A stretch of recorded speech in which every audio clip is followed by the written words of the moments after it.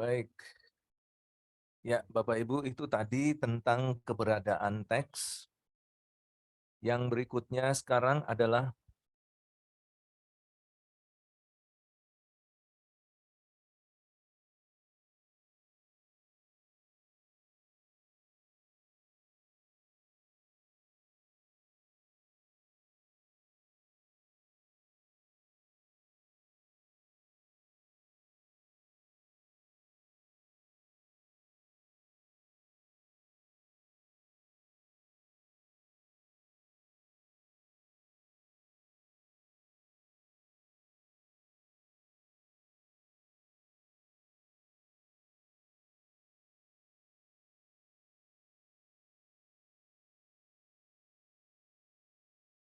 ya, sebentar ya.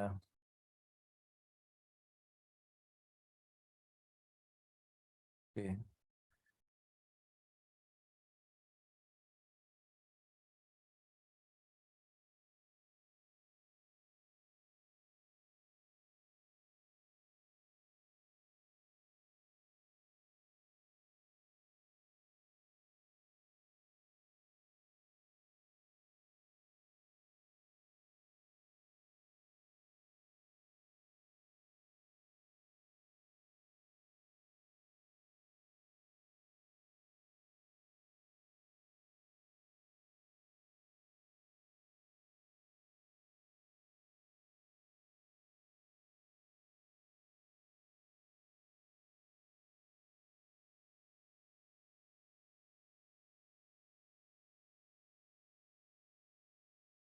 Nah, yang berikutnya adalah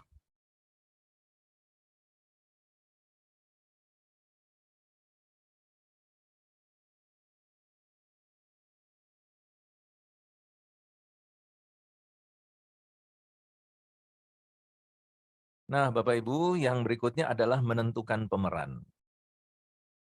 Untuk yang bagian ini gampang sekali ya, Bapak Ibu. Setelah kita menentukan teks, maka kita beralih kepada langkah berikutnya, yaitu menentukan para pemeran dan peranan dari lakon di teks yang sudah kita pilih, dan kemudian mendaftarkan serta memecahkan kesulitan dan masalah yang didapatkan pada naskah yang kita pilih. Jadi kita menentukan pemeran, lalu kita juga menentukan apa yang disebut dengan pemeran utama atau lakon, dan kemudian kita memecahkan kesulitan-kesulitan serta masalah yang kita temukan.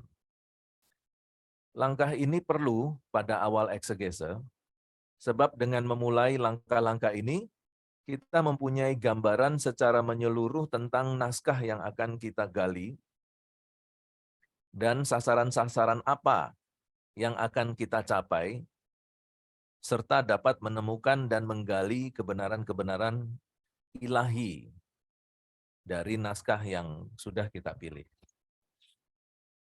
Nah, metode yang akan kita gunakan di dalam menentukan pemeran adalah dengan menggunakan daftar pertanyaan. Nah, ada beberapa daftar pertanyaan yang bisa kita gunakan untuk menggali dan menentukan para pemeran. Kita tahu bahwa di dalam setiap perikop pasti ada pemeran atau orang yang berperanan di dalam ayat yang kita pilih. Setidak-tidaknya orang yang berperanan itu adalah para penulisnya atau orang-orang yang menerima kitab atau surat yang ditulis oleh para penulis kitab. Ya, setidaknya pemerannya itu. Tetapi kalau kita memilih ayat-ayat yang berisi narasi atau cerita, maka pemeran-pemeran yang ada di dalam ayat tersebut tentu lebih dari 2 ya, Bapak Ibu.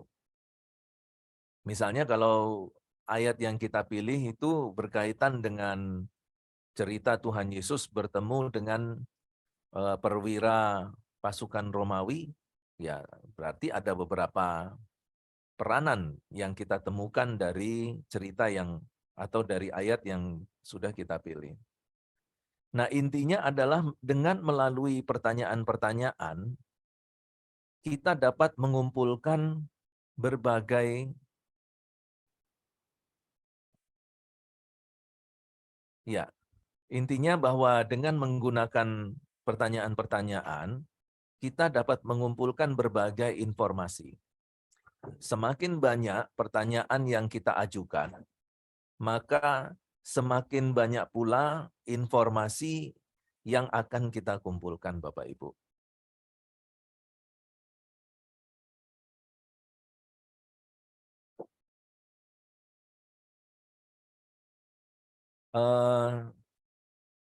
Saya akan mengajak Bapak Ibu untuk melihat Microsoft Word, karena di sini saya sudah memberikan beberapa contoh pertanyaan-pertanyaan yang mungkin akan membantu kita untuk menentukan para pemeran yang ada di dalam teks kita.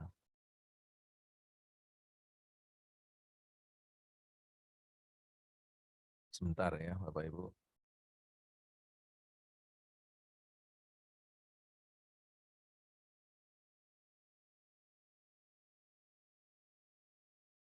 Ya, ini adalah beberapa pertanyaan yang bisa membantu, tetapi Bapak Ibu bisa membuat pertanyaan sendiri,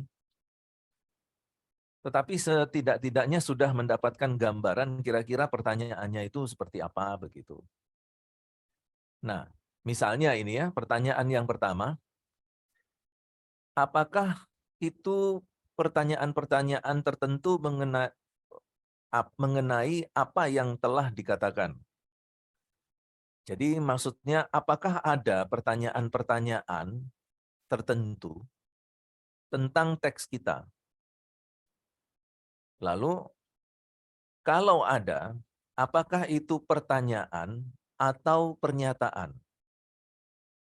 Jadi misalnya teks tentang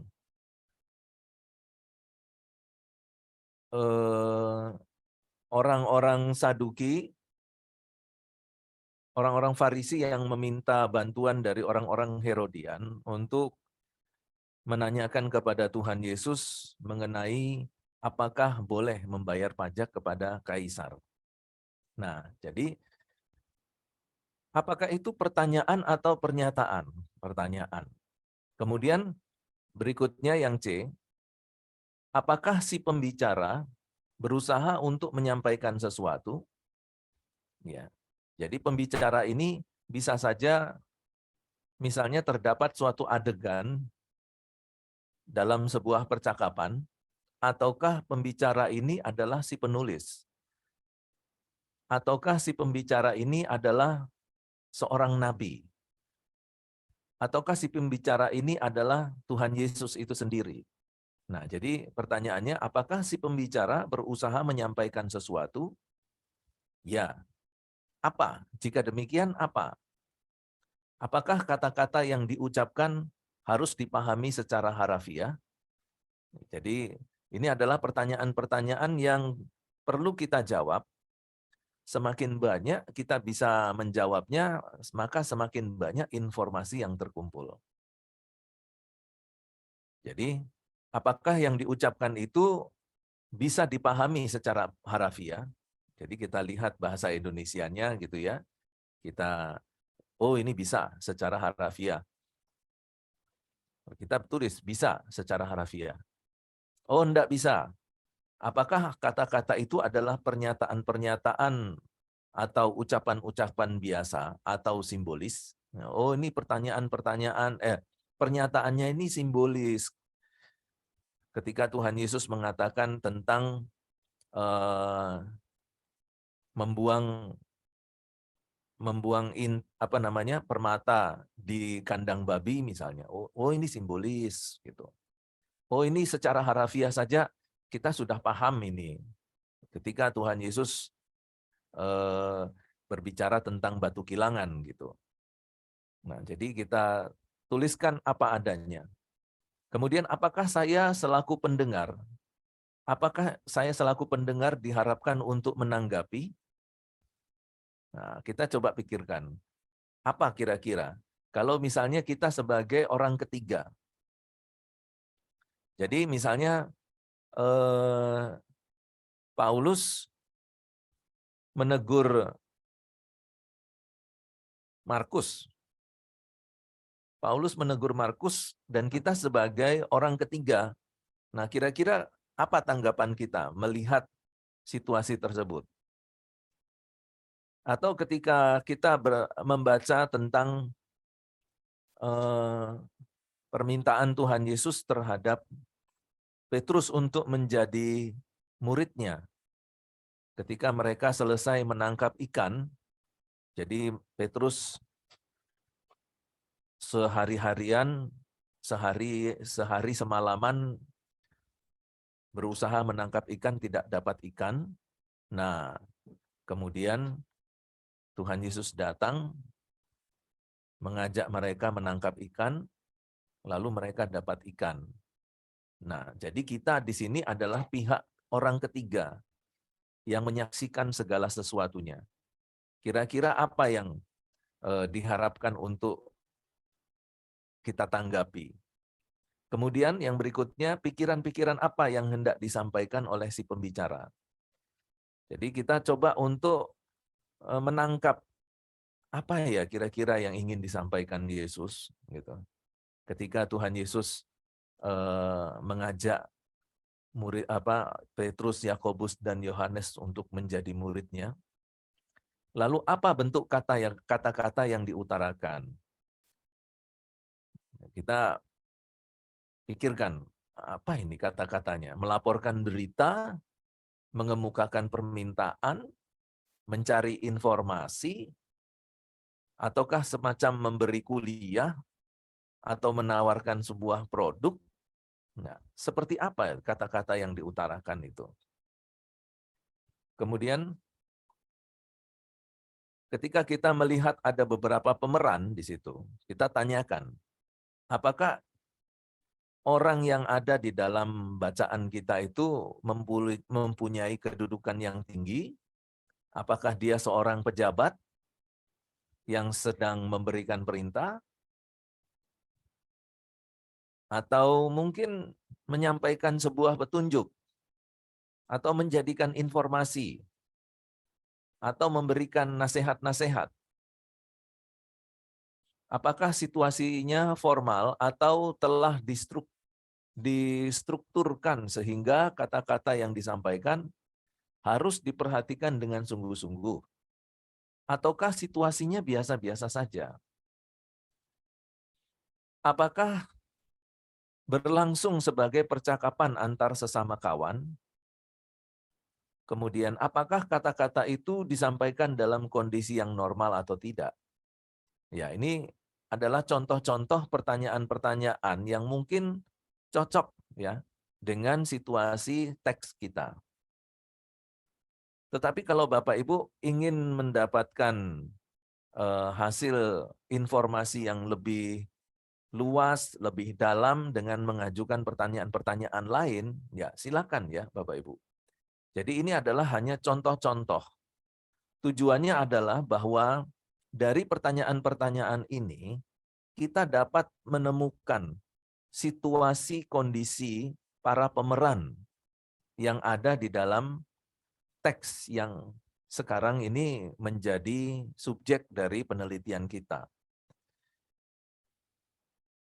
Nah, dari beberapa pertanyaan ini mungkin akan memancing kita untuk menemukan pertanyaan-pertanyaan lagi yang lebih baru, yang lebih mendalam. Misalnya saja berkaitan dengan pemikiran apa yang hendak disampaikan oleh pembicara.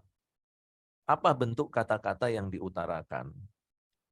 Apakah si pembicara ini tengah menyampaikan sebuah lelucon, melaporkan berita, ataukah mengemukakan permintaan, atau mencari informasi?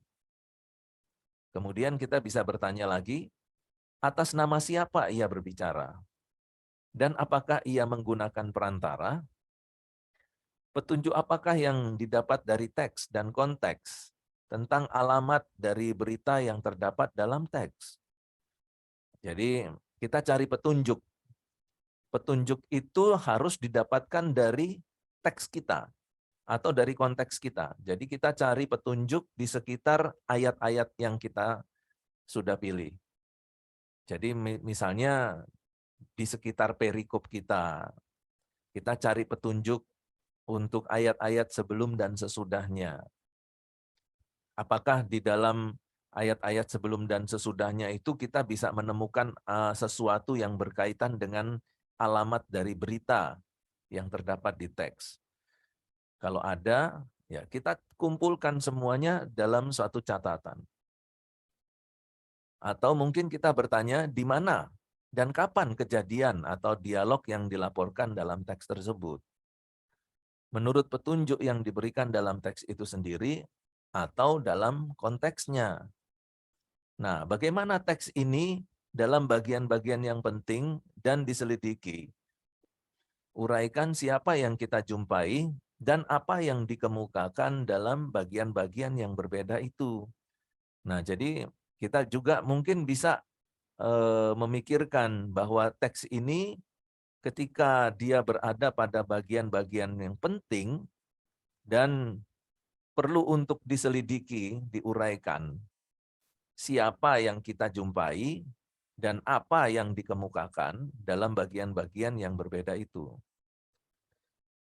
Nah, jadi kita mulai mencari kayak semacam menginvestigasi sesuatu dan akhirnya dari investigasi itu kita dapatkan banyak informasi yang nantinya membantu kita untuk melihat teks di dalam konteksnya. Lalu kita bisa bertanya juga, apakah ada suatu gerakan dalam teks menuju kepada puncaknya? Jadi kita melihat, kok ini sepertinya bacaan ini mengalir ke suatu yang nanti menuju kepada klimaks ya. Nah itu kita beri catatan di situ. Apakah bagian ini misalnya adalah suatu liturgi atau puisi atau hukum, pengajaran, apakah laporan, apakah tafsiran. Nah, itu pada saat kita membaca Alkitab itu, kita coba untuk menyimpulkan bacaan kita ini. Oh, ini sebuah narasi. Oh, ini sebuah khotbah. Oh, ini sebuah pengajaran. Oh, ini sebuah nasihat. Ya. Oh, ini sebuah teguran. Nah, jadi kita bisa memberikan kesimpulan genre dari tulisan kita itu apa. Nah, setelah kita dapatkan semua informasi dari pertanyaan-pertanyaan itu, maka kita sudah mengumpulkan ada banyak informasi-informasi penting yang nanti akan berguna di dalam penyelidikan kita selanjutnya. Nah, ini saya coba ajak Bapak Ibu untuk kita sama-sama melihat satu teks di dalam Alkitab dan kita coba untuk menafsirkan teks ini berdasarkan pertanyaan-pertanyaan yang akan kita ajukan di dalam teks itu.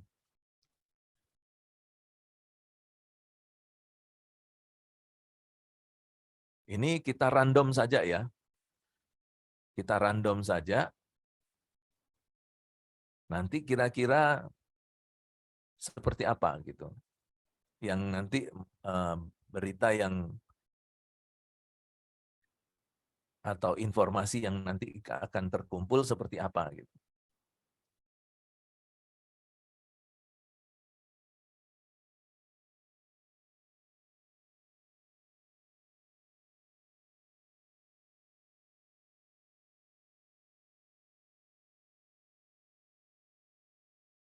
Oke, kita ambil randomnya dari Yohanes pasal 4 ayat 1 sampai 9.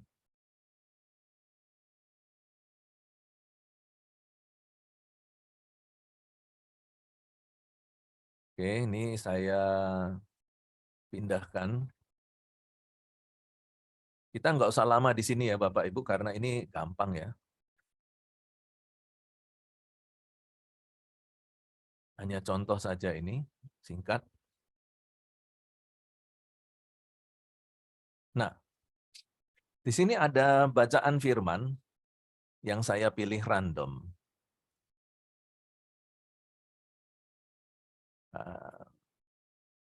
Kita mulai dengan pasal 4 ayat 1.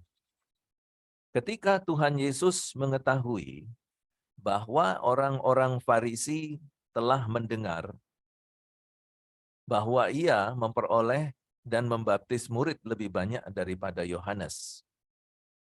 Ketika Tuhan Yesus mengetahui bahwa orang-orang Farisi telah mendengar bahwa ia memperoleh dan membaptis murid lebih banyak daripada Yohanes. Nah, di sini kita lihat bahwa ada kata mengetahui. Dari kata mengetahui ini, jadi kita ini semacam menginvestigasi ya Bapak Ibu. Seperti seorang detektif yang sedang menyelidiki sebuah perkara gitu. Kita harus betul-betul teliti dalam penyelidikan, kemudian mempertanyakan dengan pertanyaan-pertanyaan yang kritis.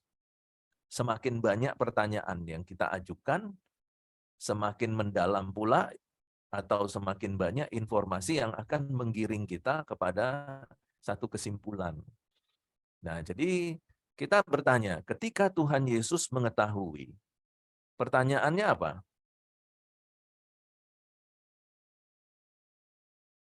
Pertanyaannya, siapa yang memberitahu?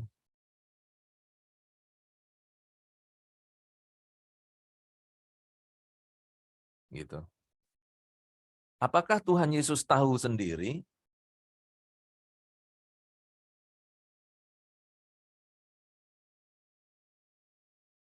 Apa yang membuat dia tahu?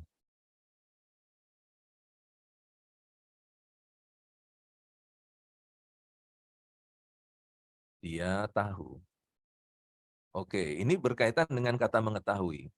Maaf Pak, Lalu, papannya belum tampil Pak. oh, belum Iya. ya? Iya. Loh, oh di sini kok sudah ya? Si file dokumennya ini tadi Pak. Sebentar ya. Sebentar. Oh, sebentar. Ya, terima kasih sudah diingatkan. Nah, ini loh kadang-kadang saya pindah tapi gambarnya belum pindah. Nah, ini ya, Bapak Ibu. Sudah dapat dilihat sekarang? Oke, sip, terima kasih. Nah, semakin cepat diberitahu semakin bagus ya. Jangan nanti sudah 1 jam, saya balik lagi nanti. Oke. Nah, ini ya, kita lihat di papan tulis seperti ini. Saya ulang sedikit. Ya, jadi kita melihat dari Yohanes pasal 4 ayat 1 sampai 9. Di ayat 1, ketika Tuhan Yesus mengetahui, siapa yang memberitahu? Apakah Tuhan Yesus tahu sendiri? Apa yang membuat dia tahu? Nah, tahunya tentang apa? Tentang orang Farisi telah mendengar.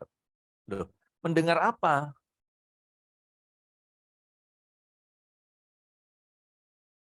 Begitu ya, Bapak Ibu. Oh, bahwa ia memperoleh dan membaptis murid-murid lebih banyak daripada Yohanes. Loh, sekarang kalau orang Farisi sudah mendengar, oke. Lalu apa urusannya? Ya, apa urusannya Tuhan Yesus membaptis?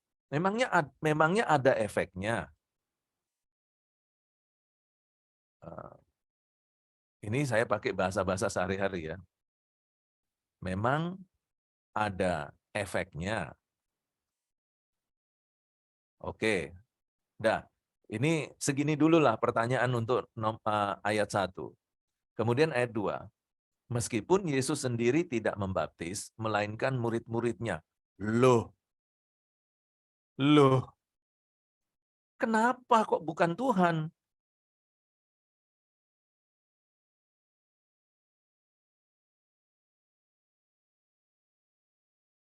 Ada apa? Apakah ini namanya pendelegasian?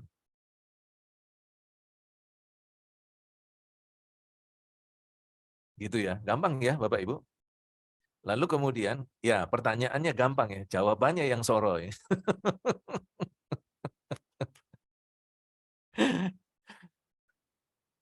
Ya. Kemudian berikutnya, ia pun meninggalkan Yudea, kembali lagi ke Galilea. Loh, oh berarti dari Yudea. Yudeanya di mana?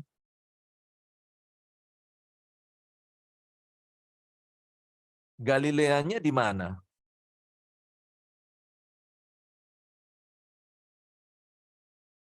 Berapa kilometer?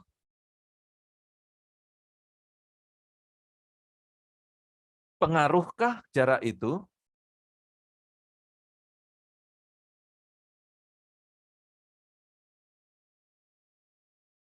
Iya.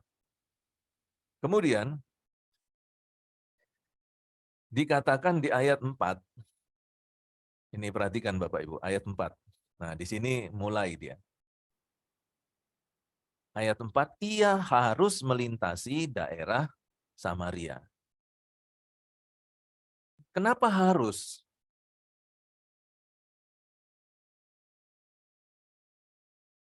Memangnya ada jalan lain?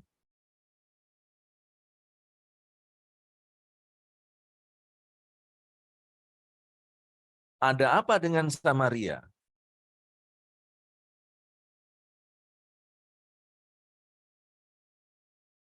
Pertanyaan yang berikutnya, siapa yang menyuruh Yesus sehingga harus?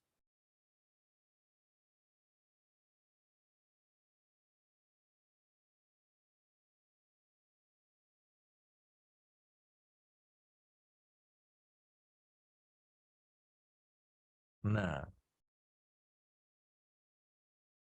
ia harus melintasi daerah Samaria.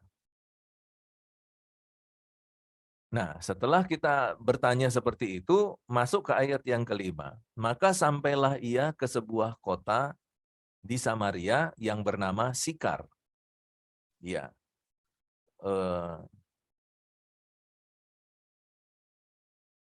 di mana letaknya di peta?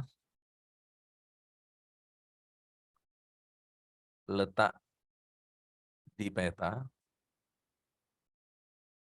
gitu. Lalu ini ada pertanyaan tentang sumur Yakub. Di situ terdapat sumur Yakub. Yesus sangat letih oleh perjalanan. Pertanyaannya, bisakah Yesus letih? Bisakah Yesus letih dalam perjalanan? Mengapa penulis kitab Yohanes, mengapa penulis Yohanes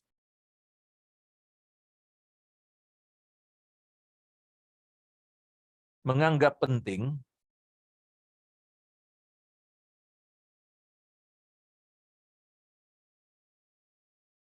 bahwa menyebutkan bahwa Yesus letih?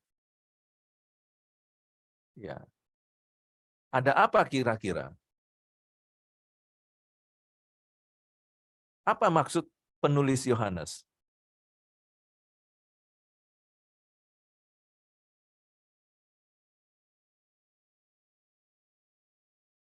Ya. Jadi kita buat pertanyaan-pertanyaan ini sebanyak-banyaknya Bapak Ibu. Jadi nanti pertanyaan-pertanyaan ini bisa saja diaplikasikan ke teks yang Bapak Ibu sudah pilih, atau Bapak Ibu membuat pertanyaan sendiri. Intinya bahwa semakin banyak pertanyaan, itu semakin bagus. Jadi waktu Bapak Ibu membuat pertanyaan, jangan berpikir pertanyaan itu bisa atau tidak bisa dijawab. Ya. Jadi Bapak Ibu daftarkan saja sebanyak mungkin pertanyaan.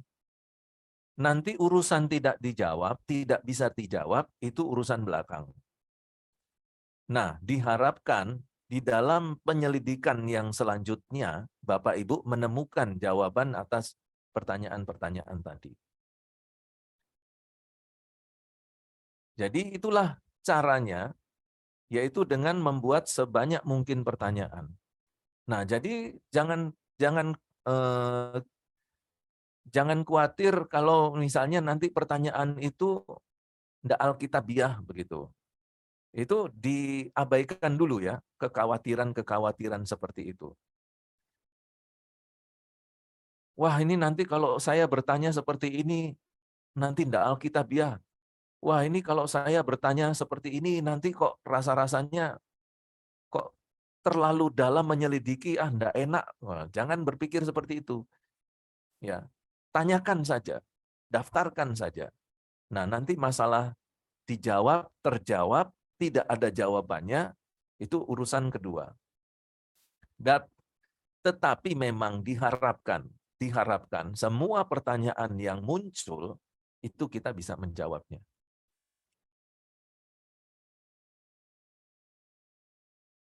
Nah, misalnya di ayat yang ke-7, maka datanglah seorang perempuan Samaria hendak menimba air. Kenapa seorang perempuan? Itu di situ ada pukul 12. Kenapa perempuan ini datang pukul 12? Ada apa dengan perempuan? Mana laki-lakinya? Kenapa bukan laki-laki yang mengambil air? Budaya saat itu seperti apa sih tentang seorang perempuan? Apakah memang mengambil air itu adalah tugas perempuan? Bolehkah seorang perempuan asing bertemu dengan orang asing lain? Dan di sini Tuhan Yesus mengatakan, beri aku minum. Nah, kita tanya lagi, kenapa Tuhan Yesus meminta minum? Bukan minta yang lain. Apakah itu cocok dengan keadaan di saat perempuan tadi memang hendak menimba air? Ataukah permintaan Tuhan Yesus itu hanya semacam pancingan? Ya, jadi pertanyaan-pertanyaan itulah yang mungkin bisa kita munculkan. Lalu kita tanyakan, ya, pemeran dari perempuan tadi. Siapa perempuan ini? Apakah perempuan ini punya nama? Dia tinggal di mana? Apakah dia betul-betul orang asli Samaria? Apa pekerjaannya? Nah, jadi kita kumpulkan sebanyak mungkin. Nah, tentu pertanyaan-pertanyaan ini juga pasti berbeda ya dengan konteks dari ayat yang Bapak Ibu pilih ya. Kalau konteks dari ayat Bapak Ibu, konteks ayat yang Bapak Ibu pilih itu ternyata adalah statement teologi, maka pertanyaan-pertanyaannya pasti berbeda. Tapi diharapkan untuk bisa memunculkan pertanyaan-pertanyaan sekritis mungkin. Sekritis mungkin.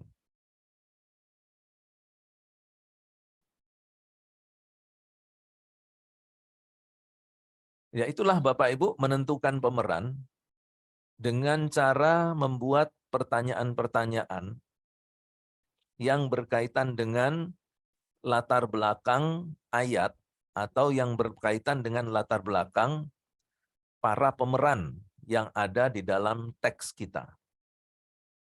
Dan pertanyaan-pertanyaan itu bisa saja ditujukan kepada penulis kitab.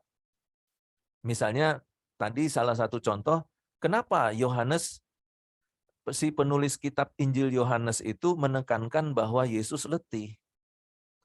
memangnya ada sesuatu yang ingin ditekankan oleh Yohanes dari keletihan Tuhan Yesus itu? Ataukah Yohanes ingin menunjukkan bahwa Yesus ini benar-benar manusia?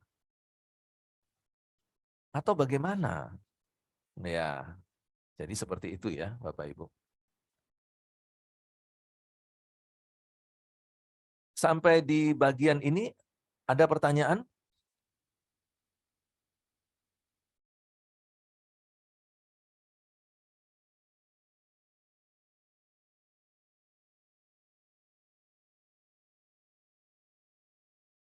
Oke, tidak ada pertanyaan ya. Pak, izin Pak, tanya Pak. Ya, Pak Kelvin. Eh, mengenai beberapa hal yang tadi Bapak munculkan itu kan, contohnya Pak, tadi kan Bapak memunculkan pertanyaan bahwa misalnya kenapa dia harus kembali ke Galilea dan dia harus melintasi ke daerah Samaria. Nah ini kan ada beberapa hal yang kebetulan saya mencatat juga di perkuliahan Bapak yang pas 1 minggu lalu. Jalan pintasnya kan memang lewat Samaria, Pak. Contohnya seperti itu. Dan waktu itu kan Bapak menjelaskan bahwa Samaria itu daerah yang kalau bisa jangan lewat sana gitu ya. Gitu, Pak. Ibaratnya segitu sampai harus memutar Danau Galilea atau ke Laut Mati, Pak ya. Nah, hal-hal seperti itu yang kadang-kadang kita memunculkan pertanyaan yang seperti ini, Pak. Ya. Ada apa dengan Samaria? Itu kan tentunya kita harus mengetahui latar belakang hal-hal seperti itu yang notabene kita juga belum mengetahui adanya culture pada waktu zaman itu. Bagaimana Pak cara singkat untuk dalam tempo sesingkat-singkatnya kita banyak tahu mengenai culture yang ada di situ Pak, budayanya. Kenapa tadi contohnya ini perkiraan Calvin ya Pak, ini perempuan Samaria, kenapa nggak ada namanya gitu kan? Waktu minggu lalu Bapak juga menyampaikan bahwa pada zaman waktu itu yang muncul itu namanya laki-laki bukan perempuan. Contohnya waktu itu Bapak menyampaikan bahwa Tuhan Yesus itu punya adik gitu kan, perempuan juga gitu. Tapi tidak ditulis namanya di situ karena ya culture-nya pada zaman itu gitu Pak. Nah, bagaimana hal tersebut yang kita yang notabene belum paham terkait dengan hal tersebut, bagaimana cara cepat Pak bisa menangkap, oh ternyata culture-nya seperti ini, gitu, supaya bisa inline Pak, gitu. Itu sih Pak pertanyaan Pak, terima kasih.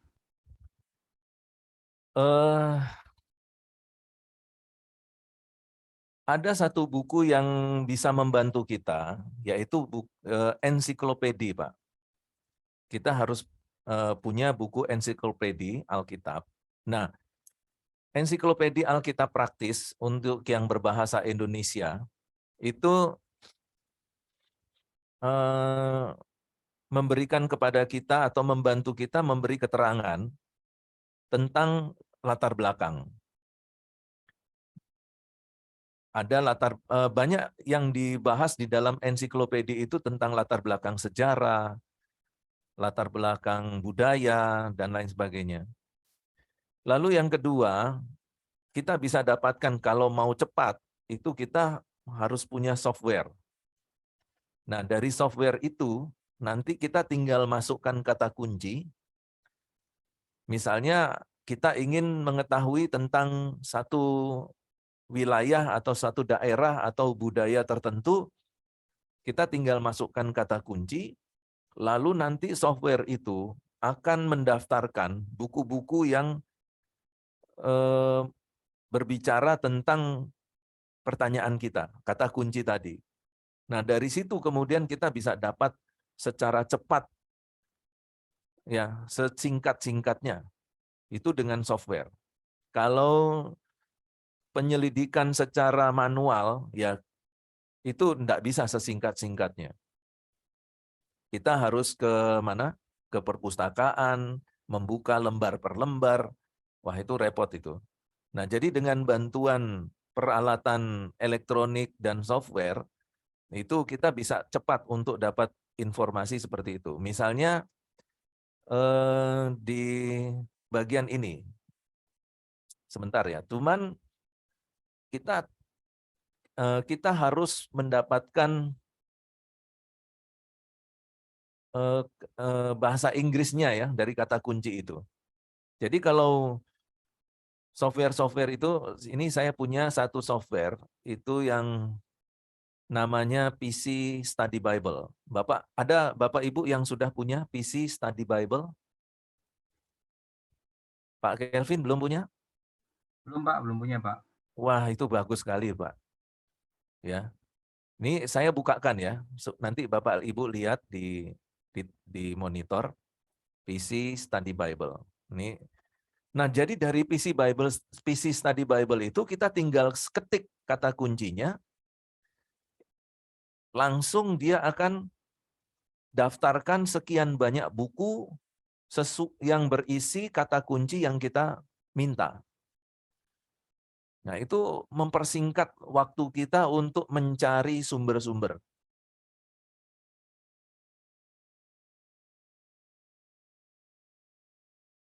Sumber-sumber latar belakang maksud saya. Sebentar ya. Tangkap.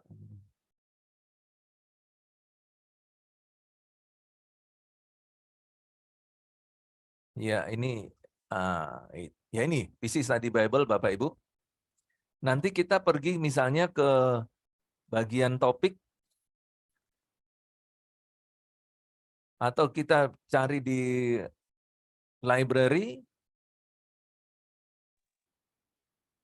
kemudian kita search sesuai dengan kata kunci kita. Ya, ini PC ini adalah buku-buku yang ada di dalam PC Study Bible, begitu banyak.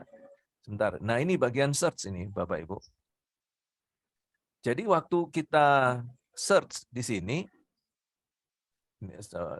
saya gedein sedikit ya.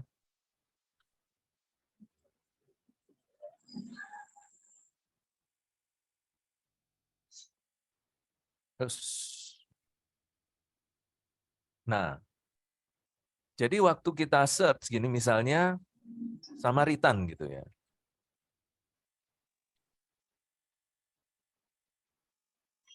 Cuman ya kita harus tahu bahasa Inggrisnya. Kalau enggak tahu bahasa Inggrisnya juga sekarang zaman sudah maju, tinggal tanyakan sama Mbah Google, Google Translate sudah dapat gitu.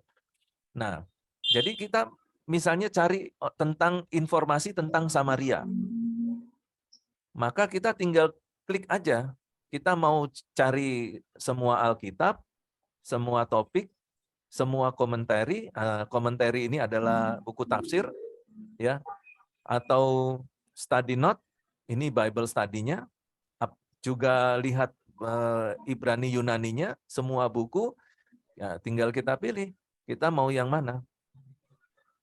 Nah, setelah itu baru setelah kita centang apa yang mau kita pilih buku-bukunya, tinggal search. Dia akan mencari. Dan setelah selesai mencari, dia akan memberikan kepada kita daftar buku-buku yang harus kita baca. Ya.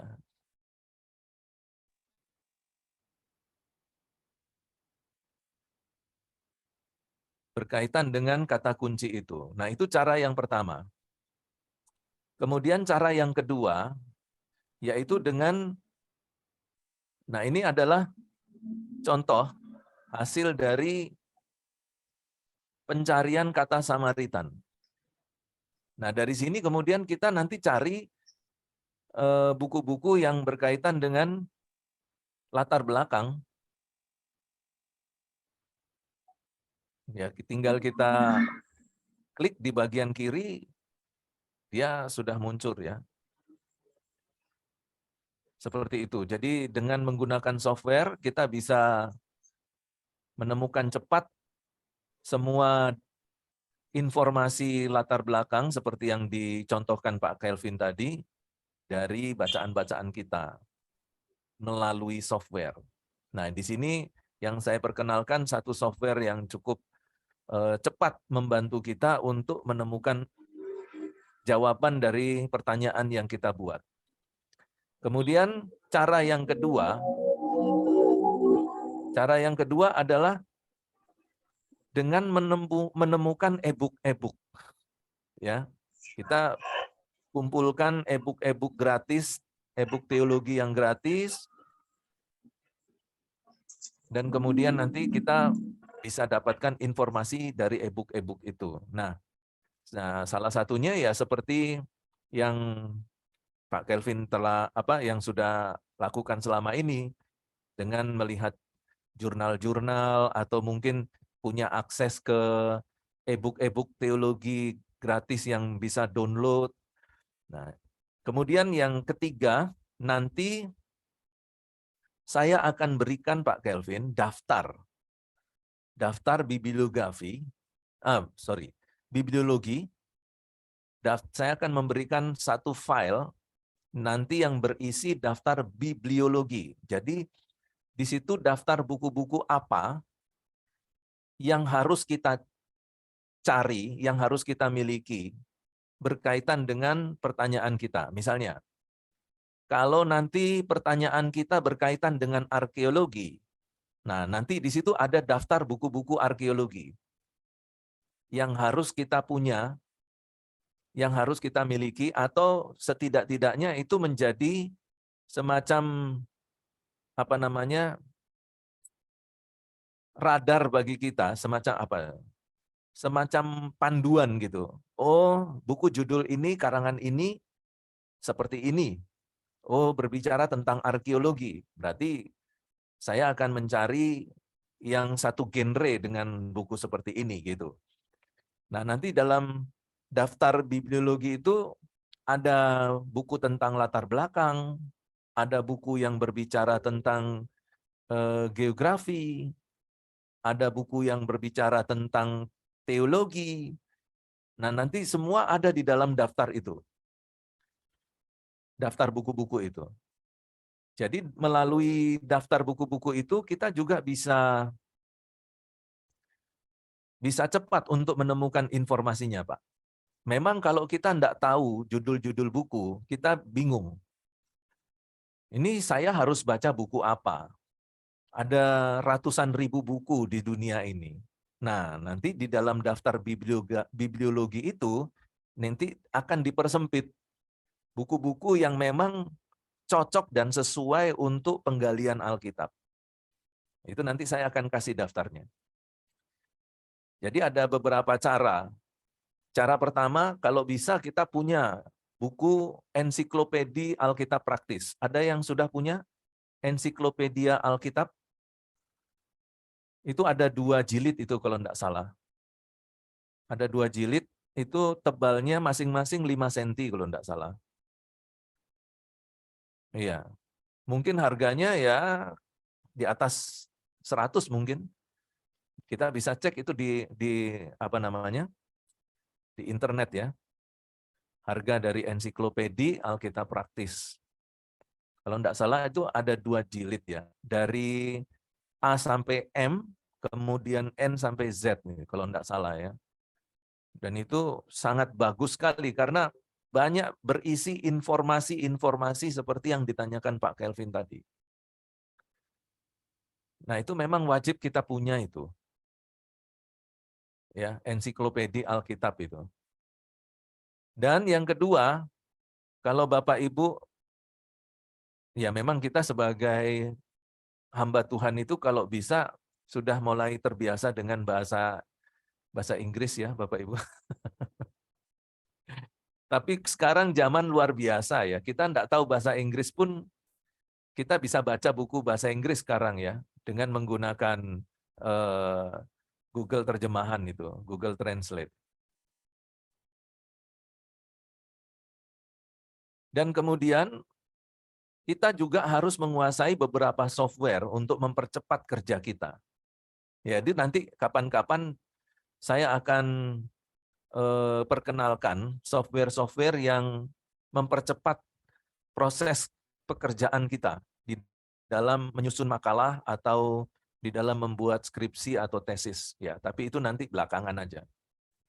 Jadi saya ulangi sekali lagi, ensiklopedi Alkitab praktis dan itu berbahasa Indonesia, itu bisa kita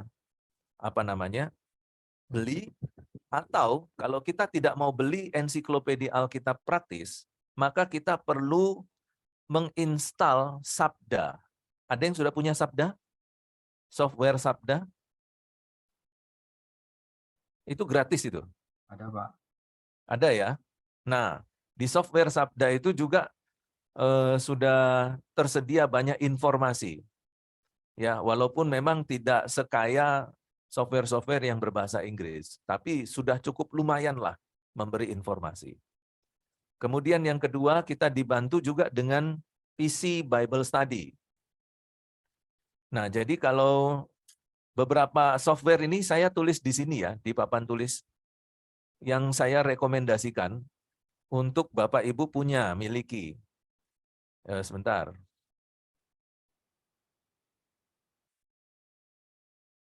Ini kita ke papan tulis, saya tuliskan beberapa software yang saya rekomendasikan. Yang pertama, PC Bible Study. Nah, yang saya pakai itu versi 5. Kemudian ada yang namanya The Word. Waduh, ini luar biasa ini. Kemudian ada, ini software semua ya, ini software ya. Kemudian ada S-Word. Ini The Word ini gratis. Kemudian ada S-Word. S-Word ini juga gratis. Kemudian ada namanya Libronix.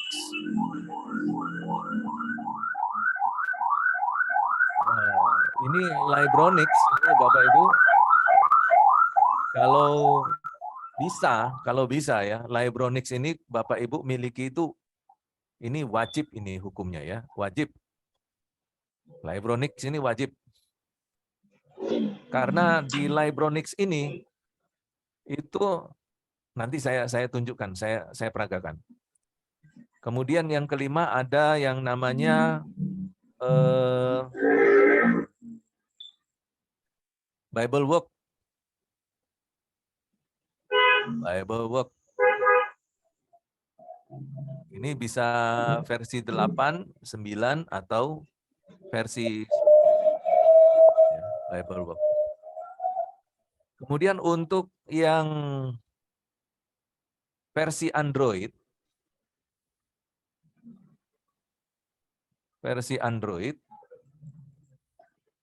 yang saya rekomendasikan hanya satu. Saya sudah coba sekian banyak Bible Study, ya, Bible Study Android, tapi yang saya paling cocok ya, yang paling cocok dengan saya itu hanya satu ini, ya, MySword.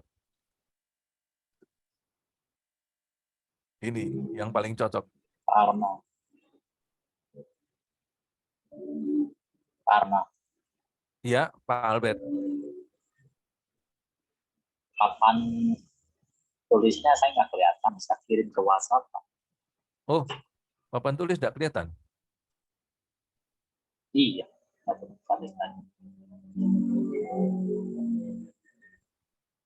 yang untuk Android. Sebentar.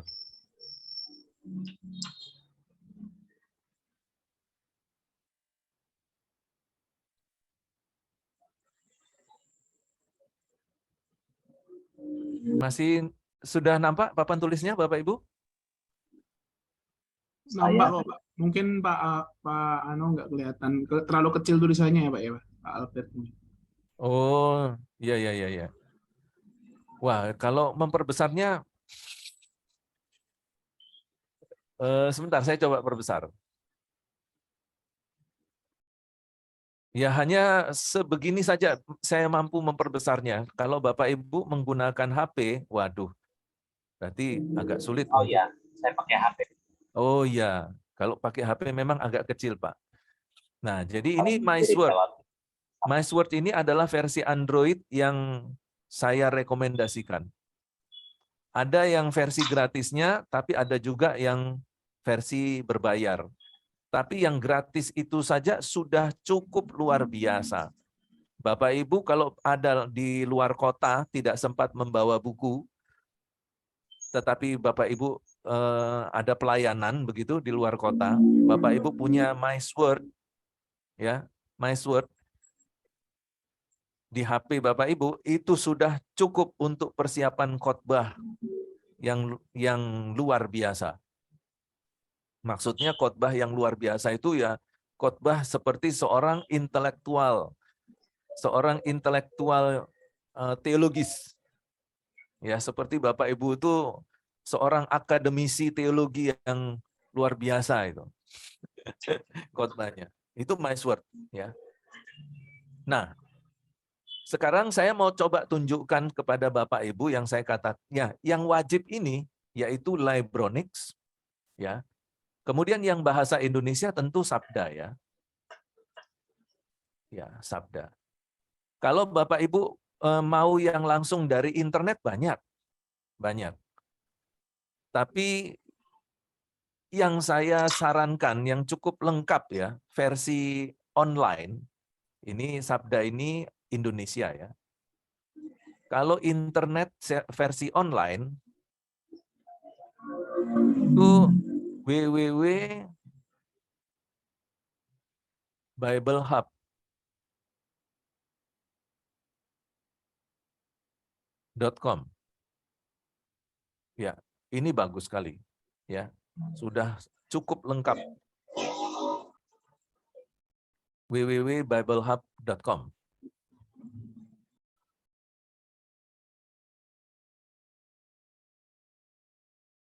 Nah, kemudian jadi yang pertama, tadi ini kan yang kedua nih, jawabannya. Jawabannya yang kedua. Jawaban yang pertama tadi adalah ensiklopedi. Jawaban yang kedua software. Nah, ensiklopedi ini juga kita bisa temukan di Sabda. Yang ketiga, nah itulah daftar buku. Daftar buku-buku pilihan. Buku-buku pilihan. Nah, ini nanti saya kasih, Pak, filenya. Nanti di dalam itu ada puluhan buku-buku pilihan untuk eksegese, khusus untuk eksegese.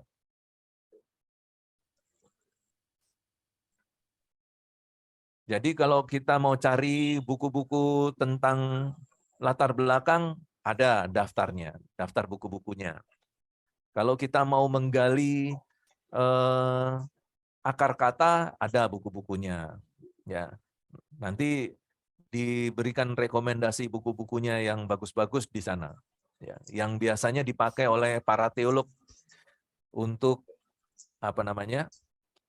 mempersiapkan pelayanan-pelayanan mereka. Dan itu kalau saya lihat daftar buku-bukunya itu cukup bagus-bagus, luar biasa ya. Buku-buku yang berkualitas itu. Ya, nanti saya kasih daftar buku-bukunya. Memang itu perlu itu. Jadi pertanyaan Pak Kelvin itu bagus itu. Kita itu sebagai anak-anak Tuhan perlu mendapatkan rekomendasi buku-buku apa saja yang perlu kita miliki, dan kemudian kita juga perlu mendapatkan daftar buku-buku pilihan yang sudah direkomendasikan hamba-hamba Tuhan untuk kita jadikan patokan ya, standar pada saat nanti kita melakukan penggalian-penggalian firman Tuhan. Ya. Ada lagi pertanyaan lain? Pak, izin Pak, yang di Android itu namanya MySword ya Pak? Ya, MySword. MySword. Kalau Bapak tidak bisa menemukan MySword, itu berarti harus dipancing, Pak. Nah, cara mancingnya itu pakai share apa itu?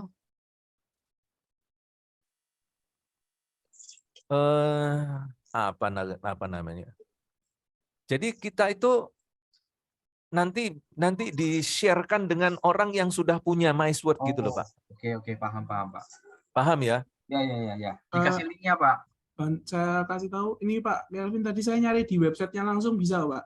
Oh, ada ya? Ya, Siap. di website, tapi kalau di Play Store nggak ada mana. Nggak nemu soalnya. Suruh bayar malah keluarnya S-Word. Ya, beda itu. Ya, jadi MySword ini, waduh, luar biasa. Luar biasa. Saya sudah mencoba manfaatnya luar biasa MySword ini. Ya, jadi kalau bisa, nanti kalau Pak Vanuel dan Pak Kelvin sudah bisa menginstalnya, nanti minta tolong teman-teman dibantu, Pak. Siap. Dibantu memberitahukan caranya, Pak. Biar mereka semua ada ini. Ya, teman-teman yang lain nggak usah malu-malu, tanyakan ke Pak Kelvin atau Pak Vanuel caranya ya. Supaya nanti teman-teman punya MySword di HP masing-masing. Luar biasa itu. Nanti izin nanti saya share APK-nya ke grup aja kali ya. Boleh. Kebetulan ada Mustika juga. APK-nya saya taruh di grup nanti. Jadi tinggal install rekan-rekan nanti. Oke, sip kalau gitu. Sama satu lagi Pak, terakhir Pak, mengenai yang ketiga itu sangat berterima kasih Pak. Sebenarnya sejujurnya minggu lalu 2 kali sebenarnya yang ke apa ya? Kalau bahasa Jermannya Pak Ronald, konangan ya, konangan itu sama Bapak. Saya lagi melihat jurnal. Memang benar Pak, kalau kita harus karena bahasanya apa ya, percepatan ya Pak ya. Untuk bisa tahu acuan apa yang kita bisa baca dan tidak.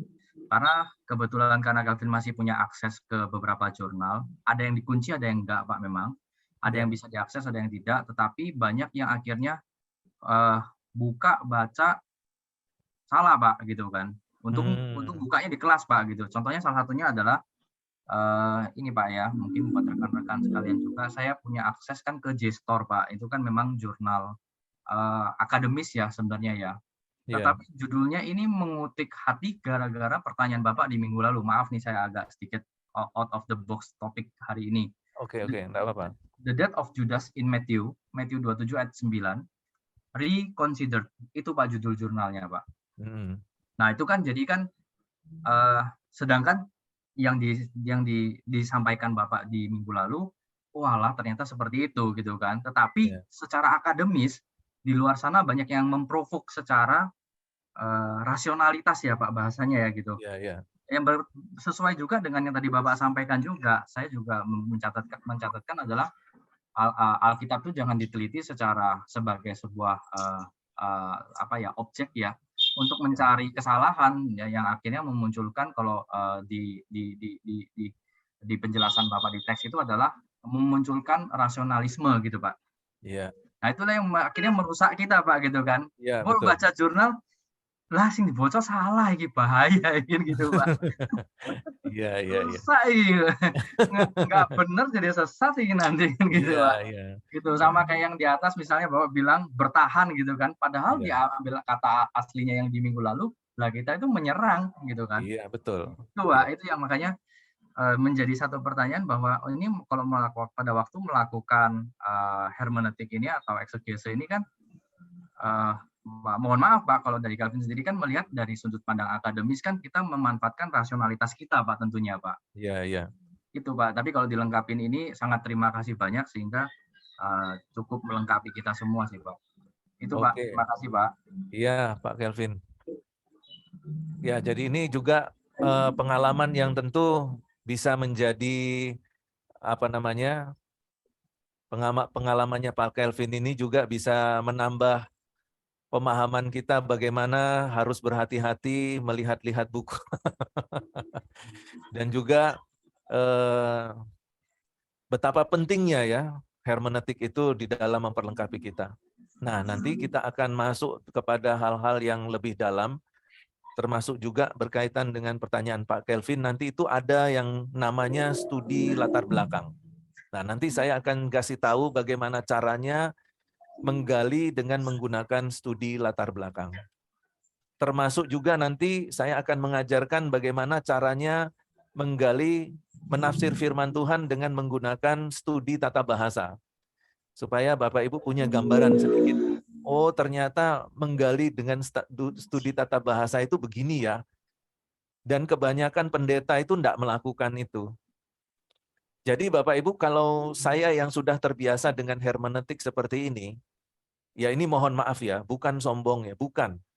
Bapak Ibu nanti akan mengalami hal yang sama kalau sudah menguasai hermeneutik. Itu Bapak Ibu dengar khotbah, enggak usah 5 menit, dan enggak usah 10 menit, 5 menit saja Bapak Ibu sudah tahu kalau khotbah itu salah. Iya. Nah, itu yang kadang-kadang membuat hati itu sedih, membuat hati itu jadi sedih terus gitu. Kenapa? Karena merasa kalau setiap kali dengar khotbah bukan diberkati gitu, tapi menemukan kesalahan-kesalahan yang begitu banyak. Ya, walaupun mungkin orang bilang, itu kalau Pak Ronald menilai seperti itu subjektif lah. Ya, tapi kan ini berdasarkan pengalaman saya menggali firman Tuhan dengan berbagai metode. Begitu. Nah, nanti salah satunya nanti kita bahas metode kiasmus. Ini yang kadang-kadang, bukan kadang-kadang, yang tidak diketahui banyak hamba Tuhan. Tapi ini yang harusnya wajib diketahui. Gini Bapak, ini saya kasih tahu ya, contoh ini. Ini kebetulan ingat, jadi mumpung ingat lah istilahnya gitu. Nah, kita itu ya Bapak Ibu, kalau menafsirkan firman Tuhan, misalnya membaca satu perikop, kita itu sudah terbiasa dengan nomorisasi. 1, 2, 3, ini ayat ya, 4, 5, 6. Jadi kalau kita membaca, maka sistematikanya adalah 1, 2, 3, 4, 5, 6. Ya Pak ya? Nah, nanti setelah ayat-ayat yang kita baca ada 6 ini, setelah kita baca, di dalam bahasa Indonesianya lah, anggap saja gitu. Lalu nanti dari sini kita bikin outline. Ya, outline khotbah. Ya, Pak Ndak? Jadi 1, 2, 3 kita cari. Oh, ini 1 dan 2. Ini topik A. 3 dan 4. Itu topik B. 5 dan 6. Itu topik C. Berarti di dalam online khotbah saya ada 3 topik. A, B, C. Kan seperti ini. Kebiasaan. Bukan kebiasaan, tetapi sudah mendarah daging lah. Betul kan Bapak Ibu? Nah, ada satu metode namanya kiasmus. Ini metode hermeneutik namanya kiasmus. Nah, ternyata bahwa Alkitab itu disusun berdasarkan kiasmus seperti ini. Jadi contoh begini. Ini saya kasih contoh Mazmur 1 ayat 1 sampai 6. Jadi ayat 1 ayat 1 begini, 2, 3. Kemudian 4, 5, 6. Nah, perhatikan Bapak Ibu, perhatikan. Nanti lihat bedanya. Lihat bedanya. Ayat 1 itu dijelaskan oleh ayat 6. Itu berarti bahwa ayat 1 dan ayat 6 itu memiliki keterkaitan yang erat dalam satu topik pembahasan. Ayat 2 itu satu topik pembahasan dengan ayat 5, dan ayat 3 itu satu topik pembahasan dengan ayat 4. Jadi, kalau kita mau buat outline khotbah, outline, ya Bapak Ibu, kalau kita mau buat outline, berarti A itu ayat 1 dan 6. B ayat 2 dan 5. C ayat 3 dan 4. Beda ya. Ini A ayat 1 dan 2. B ayat 3 dan 4. C ayat 5 dan 6. Nah, yang seharusnya yang benar adalah yang ini. Tapi seberapa banyak orang tahu konsep ini? Nah, hampir di seluruh Alkitab, ya, pola berpikirnya atau sistem penulisannya adalah dengan menggunakan kiasmus. Itu berarti bahwa di dalam khotbah kita harus menyusun khotbah itu berdasarkan pola berpikir kiasmus. Bukan pola berpikir nomorisasi. Nah, sekarang saya mau tanya, Bapak Ibu sudah pernah dengar kiasmus? Pasti baru pertama. Pasti baru pertama kan? Nah, sekarang tinggal ditanyakan, Bapak Gembala, Bapak Gembala kalau bikin khotbah pakai kiasmus enggak? Enggak, ya banyak salahnya. Jadi jangan pikir Bapak Gembala berdoa minta pertolongan Roh Kudus, tapi kalau dia tidak melakukan pendekatan kiasmus, ya salah. Gitu. Nah, itulah pentingnya hermeneutik ya. Oke. Nah, sekarang kita masuk kepada satu bagian yang disebut dengan perbandingan terjemahan. Nah, ini yang mungkin sudah sangat sering ya kita lihat pendeta-pendeta mengemukakan begini. Atau ada di beberapa kali di dalam kelas kita menyebutkan juga kan teman-teman, ini kalau bahasa Inggrisnya versi King James ini, oh ini kalau bahasa Inggrisnya versi ini. Nah itu sebenarnya pendekatan perbandingan terjemahan. Tetapi kita akan melihat bagaimana metode yang diberikan kepada kita dalam ilmu hermeneutik untuk perbandingan terjemahan ini. Kita lihat papan tulis lagi.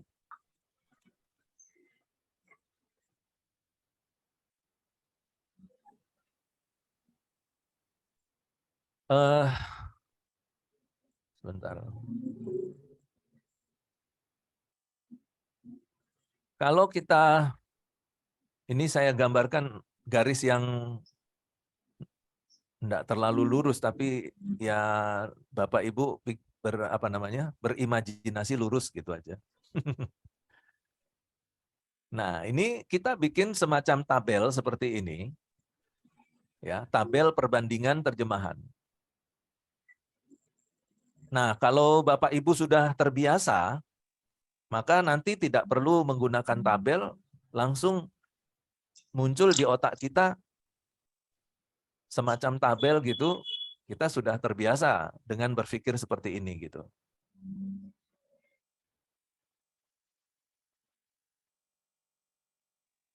Nah, kita harus menentukan terlebih dahulu dalam perbandingan terjemahan kita satu satu terjemahan kitab. Misalnya yang menjadi patokan kita, karena kita orang Indonesia, ya ITB ya, Indonesia Terjemahan Baru. Tetapi di dalam kolom ini kita sebutkan yang bagian pertama ini standar kita ITB, Indonesia Terjemahan Baru, dan ini kita tulis kolom kata. Kemudian di sini kita baru masukkan misalnya King James Version. Kemudian kita masukkan di sini New American Standard. Kemudian di sini kita tulis Alkitab Bahasa Suku ya, Alkitab Jawa. Bahasa Jawa.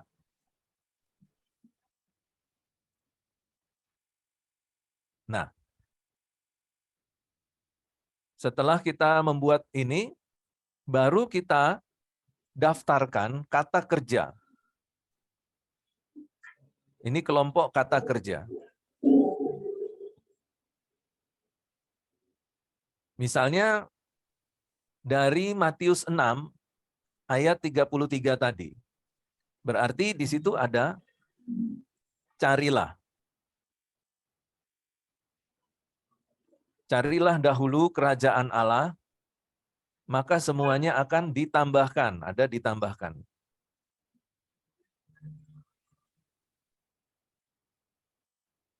Ya, baru kemudian kata benda.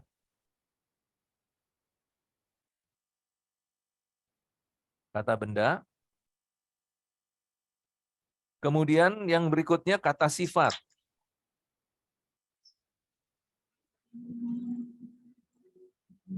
Apa saja kalau ada? Ya, kata bendanya misalnya kerajaan Allah. Kemudian yang satu lagi kebenaran. Kemudian yang lain semuanya. Ya, semuanya ditambahkan. Nah, baru kemudian di King James kita cari sesuai dengan pengelompokan kata yang ada di kolom bagian paling kiri. King James, kata carilah misalnya apa? Ya. New American Standard mengatakan apa? Nih kita coba aja ya, sedikit ya. Kita lihat saya menggunakan Bible Work di sini untuk perbandingan terjemahan. Jadi kalau di dalam King James menggunakan kata seek, ya. Seek. Jadi kita tulis di situ seek. Kemudian New American Standard juga menggunakan seek. Ya, seek. Recording in progress. Jadi ini juga menggunakan seek.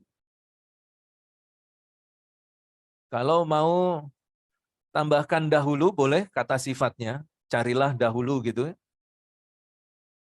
Berarti ini kalau di King James seek ye first. Seek first.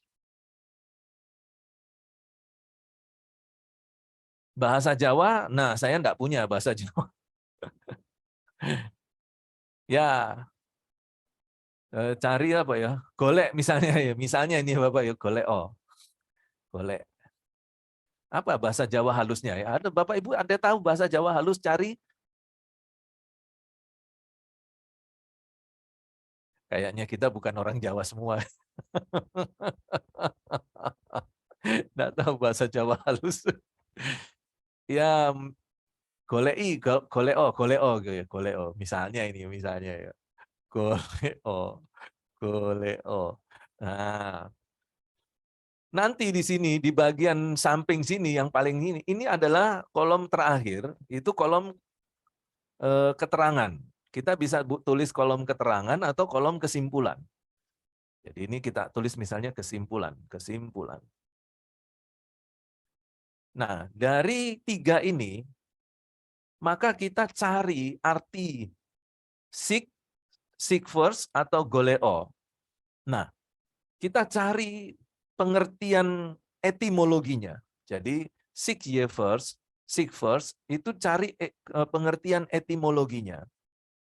Setelah kita dapat pengertian etimologinya, mana yang paling mendalam artinya? Maka kita masukkan ke dalam kesimpulan. Jadi, dari sekian terjemahan, saya lebih setuju King James. Karena King James ini dia menggunakan kata seek ye first, ada ye-nya ini. Ya, jadi saya untuk kata carilah, pilihan saya jatuh ke King James. Jadi saya tulis di sini seek ye first. Nah, kemudian kita kasih alasannya sedikit. Kita tulis alasannya sedikit. Begitu juga seterusnya sampai seluruh kata-kata di dalam Matius 6 ayat 33 itu selesai terdaftarkan dan selesai kita bikin perbandingan terjemahannya di dalam kolom seperti ini. Setelah itu, Bapak Ibu perhatikan, nah setelah selesai Bapak Ibu menemukan kata-kata terhebat dari sekian banyak terjemahan Alkitab, ya ini sudah didapatkan semua, baru Bapak Ibu menyusun kembali dari kesimpulan ini, itu disusun menjadi kalimat. Berdasarkan pilihan kata yang sudah kita pilih dari sekian banyak terjemahan. Nah, nanti kalimat ini akan memunculkan statement teologi.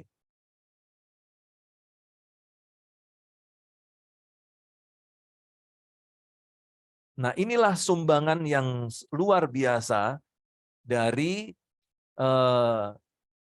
metode perbandingan terjemahan untuk ayat kita yang kita pilih untuk kita tafsirkan. Jadi kalau mau jadi kalau mau melakukan perbandingan terjemahan, itu caranya adalah bukan satu ayat, bukan satu kata kita perbandingkan. Tapi seluruh ayat itu kita perbandingkan, lalu kita kumpulkan kata-kata terbaik hasil dari perbandingan, lalu kemudian kita bikin kesimpulannya, kalimat statement teologinya. Apa yang telah kita dapatkan setelah kita membuat perbandingan seperti ini. Nah, cuman memang kalau yang kita temukan di dalam kebanyakan khotbah itu bukan model yang seperti ini, tetapi per kata ya. Hanya kata-kata kunci yang kita cari terjemahannya, dan itu biasanya kita bandingkan hanya ke satu terjemahan ya. Bukan di banyak terjemahan kemudian kita pilih yang terbaik. Nah, harusnya semakin banyak terjemahan yang bisa kita pakai untuk perbandingan itu semakin baik. Karena kita akan menemukan kata-kata yang memiliki arti yang mendalam. Dan diharapkan bahwa arti yang mendalam itu nanti mendekati arti dari bahasa aslinya. Nah, itulah metode perbandingan terjemahan, Bapak Ibu. Nah, menarik juga kalau misalnya kita tambahkan bahasa aslinya. Kalau kita tambahkan bahasa asli di sini, itu juga akan semakin bagus lagi.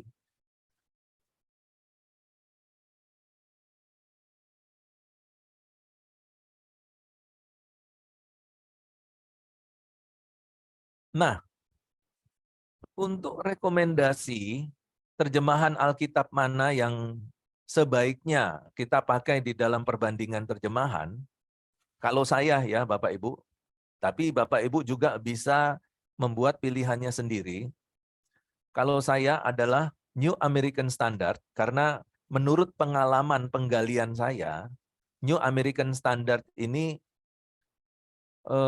penerjemahannya itu mendekati bahasa asli. Ya, mendekati maksud bahasa asli Alkitab. Itu New American Standard. Dan King James memang sudah terkenal bahwa King James ini menerjemahkan secara harafiah tanpa menafsirkan. Karena itu kadang-kadang kalimat bahasa Inggrisnya itu agak sulit dimengerti. Karena King James itu berusaha untuk tidak mengurangi sedikit pun arti asli dari bahasa asli Alkitab. Nah itu juga akhirnya menolong kita untuk mendapatkan informasi bahasa Inggris yang terdekat dengan bahasa asli Alkitab. Ya, jadi King James, kemudian NAS, dan ada lagi satu, cuman ini memang tidak mutlak ya, yaitu Alkitab bahasa Indonesia sehari-hari. Nah, kita berpikir bahwa Alkitab bahasa Indonesia sehari-hari ini adalah Alkitab yang banyak tafsirannya daripada terjemahannya. Nah, tapi setelah saya selidiki Bapak Ibu,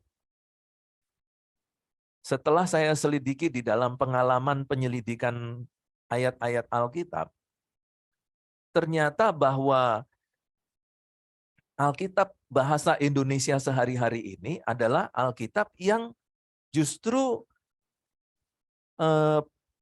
tafsirannya atau kalimat-kalimat yang ada itu justru mendekati bahasa asli. Saya berpikir mungkin inilah salah satu cara dari Lembaga Alkitab Indonesia untuk merevisi kalimat atau kata-kata yang tidak sesuai dengan bahasa aslinya di terjemahan ITB, Indonesia Terjemahan Baru. Jadi untuk merevisi beberapa kata yang memang kurang tepat dalam penafsiran, dalam penterjemahannya dari bahasa asli, maka mereka meletakkannya itu di Alkitab bahasa Indonesia sehari-hari. Jadi dengan membaca Alkitab bahasa Indonesia sehari-hari, kita juga bisa menemukan informasi-informasi yang berkaitan dengan makna asli dari bahasa asli Alkitab. Karena itu tidak ada salahnya bagi Bapak Ibu kalau bisa mempunyai Alkitab bahasa Indonesia sehari-hari. Dan sekarang juga sudah banyak ya yang berbentuk digital ya. Ya itu berarti jangan sampai dilupakanlah untuk memasukkan Alkitab bahasa Indonesia sehari-hari ini sebagai daftar perbandingan terjemahan. Nah, selebihnya Bapak Ibu bisa tambahkan sendiri. Kalau Bapak Ibu nyaman misalnya dengan New International Version, NIV, ya tambahkan. Bapak Ibu ingin menambahkan bahasa daerah, Alkitab dalam bahasa daerah, ya silakan tambahkan.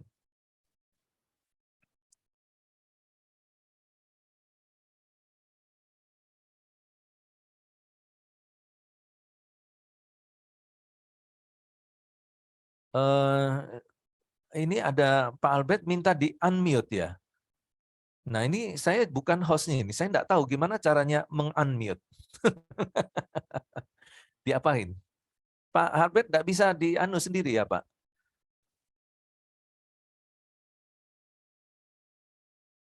Iya. Ini tolong dibuka unmute saya. Loh, kenapa ya? Ini saya juga kurang tahu ini, apakah saya termasuk host ya? Saya bisa share screen ini. Tapi kalau saya bisa share screen berarti ya, kalau Bapak Ibu melihat saya ini, apakah layarnya bisa besar atau hanya kecil saja, Pak? Misalnya kalau di papan tulis gini, layarnya bisa diperbesar atau hanya kecil saja yang nampak? Besar, Pak. Oh iya. Oke, oke. Nah ini mungkin Pak Albert mau tanya tapi nggak bisa di-unmute ya. Oke. Ya seperti itu perbandingan terjemahan Bapak Ibu. Besok kita akan masuk dalam metode-metode yang agak sedikit berat. Tetapi yang juga menarik ya tentunya. Kita mulai dengan studi latar belakang mungkin besok dan studi konteks. Jadi ada 2 studi yang akan kita pelajari besok, yaitu studi latar belakang dan studi konteks.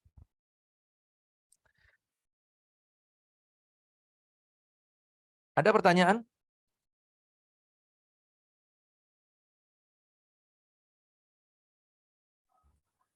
Ada, Pak. Ya, silakan Pak Gideon. Tentang tadi, saya tertarik kiasmus ya, atau siasmus, X kan depannya X atau Iya, K iya. itu tadi, Pak. Ya, kalau kita orang Indonesia K, Pak. Kalau di luar negeri, kalau bahasa Inggris, X. iya. Pak, ya saya baru tahu memang jujur aja Mazmur 1 bisa sedemikian. Apakah selain Mazmur 1 ada banyak toh Pak yang bisa dipakai cara Siasmus itu Ya, kemudian hampir seluruh Alkitab, Pak.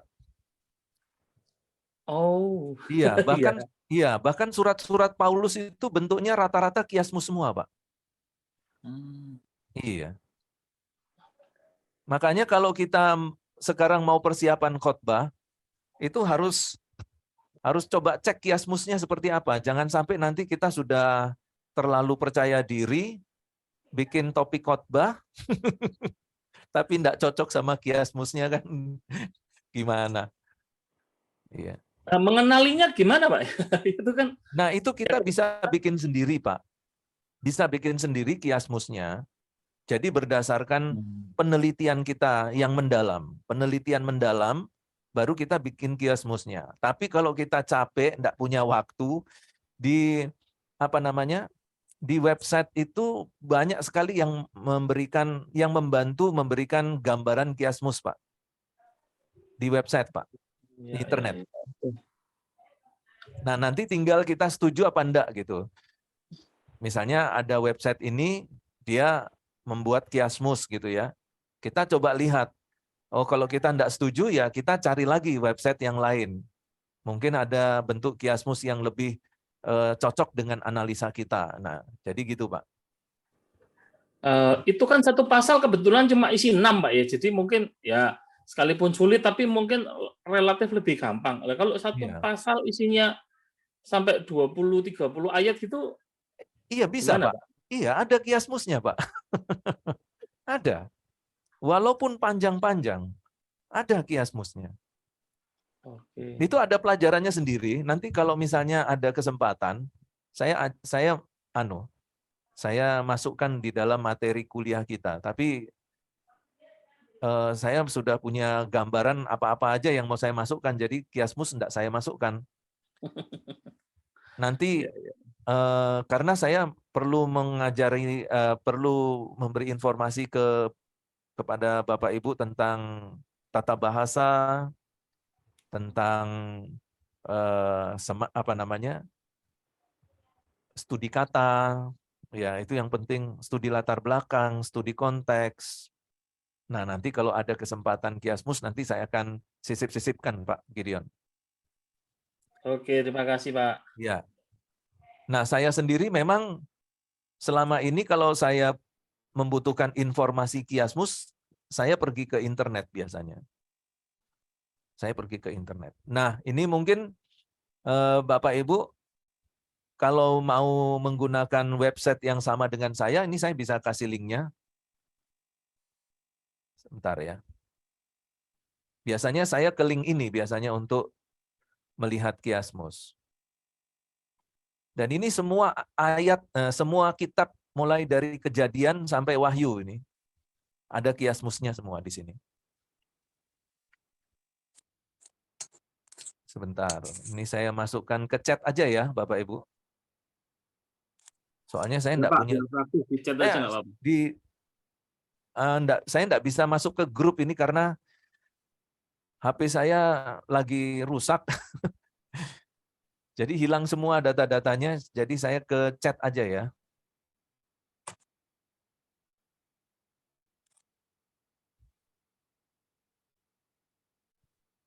Ya, itu dia. Ya, saya biasanya kalau mau lihat kiasmus pakai website ini. Kalau menurut saya ini website yang terbaik ya untuk kiasmus.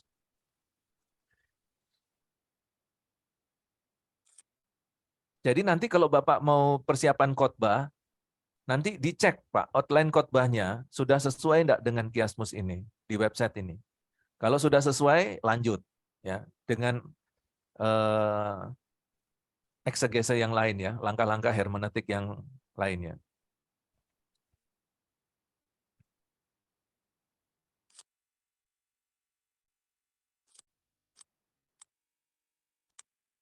Ada pertanyaan? Tidak ada? Cukup jelas ya untuk perbandingan terjemahan?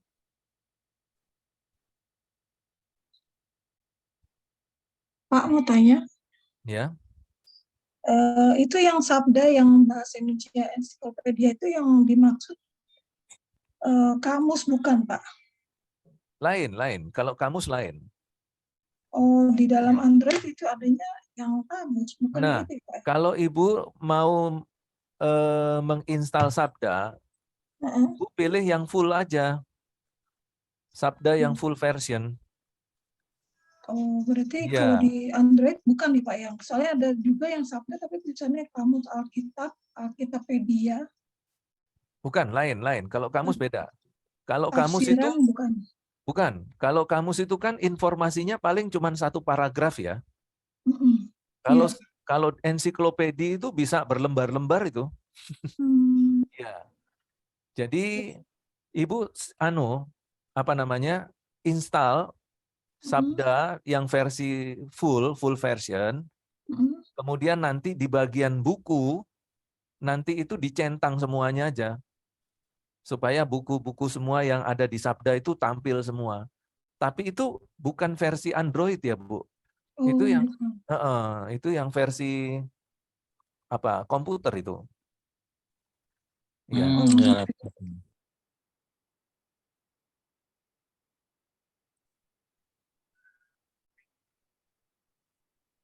iya deh Pak, makasih Pak. Oke. Ya, ada Pak Johan mau tanya? Pak, saya mau tanya Pak. Ya. Saya pernah lihat teman saya itu di tabletnya ada download Sword Bible, Pak. Tadi kan Bapak nyebutkan My Sword ya. Ya. Apa Pak kalau Sword Bible itu untuk apa fungsinya Pak? Ya, saya pikir sama ya Pak. Cuman mungkin fasilitasnya yang berbeda. Bukan fasilitas. Fitur-fiturnya berbeda.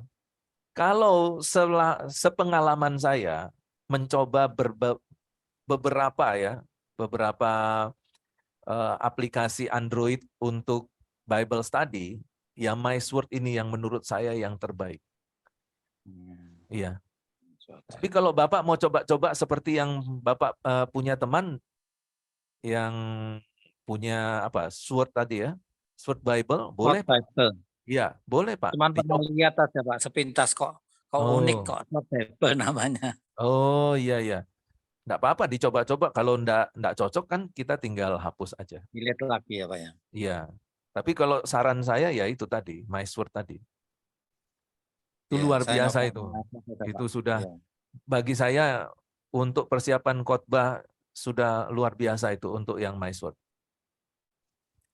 Ya Pak. Ya. Oke. Terima kasih Pak. Baik Pak. Yang lain sudah? Enggak ada? Pak, izin Pak Ya. membantu Pak Albert mau tanya itu Pak, saya bacakan Pak ya. Iya. Pak, versi bahasa Yunani yang terbaik apa Pak? Byzantine Parset atau Septuaginta? Kalau Septuaginta, ya, kalau Septuaginta itu adalah bahasa Yunani untuk Perjanjian Lama. Ya. Kalau Bizantium itu adalah bahasa Yunani versi Barat. Jadi kalau saran saya itu menggunakan BGT, Pak. BGT ini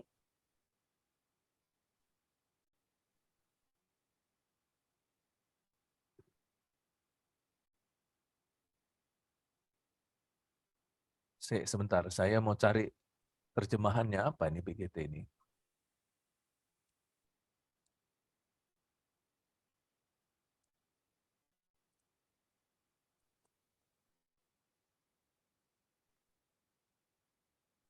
Ya, kalau yang saya pakai selama ini yang BGT, Pak. Ini sebentar, nanti kalau saya dapat informasinya BGT, nanti saya kasih tahu ya, Pak.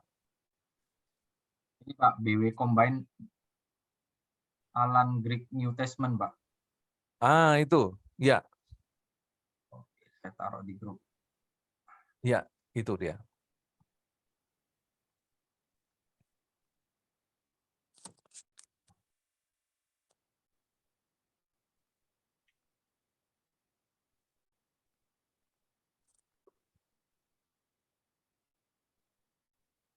Kalau Bizantium itu biasanya menggunakan naskah-naskah yang sudah terlalu modern, bukan terlalu modern, agak terlalu jauh dari abad 1 dan 2. Biasanya kalau Bizantium itu dia menggunakan salinan-salinan Alkitab mulai abad ya sekitar 700 sampai 1500-an gitu. Itu kalau bahasa Yunani Bizantium. Nah, yang kita harapkan itu kita bisa dapat bahasa Yunani yang memang mendekati tahun-tahun pertama abad-abad gereja mula-mula itu. Kalau bisa. Jadi semakin mendekati abad 1, abad 2, nah itu bahasa Yunaninya yang bagi saya keren itu untuk kita jadikan patokan ya, menggunakan bahasa Yunani. Ada lagi? Oke, kalau tidak ada,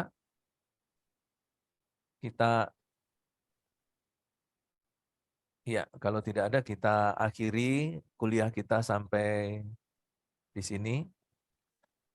Dan besok kita akan belajar tentang studi latar belakang dan studi konteks. Jadi diharapkan Bapak Ibu kalau bisa jangan terlambat masuk karena ini menurut saya 2 studi ini adalah metode yang penting yang perlu kita ketahui, yang wajib kita perlu ketahui. Baik, kita akhiri dengan doa. Saya minta Pak Johan tutup dalam doa, Pak.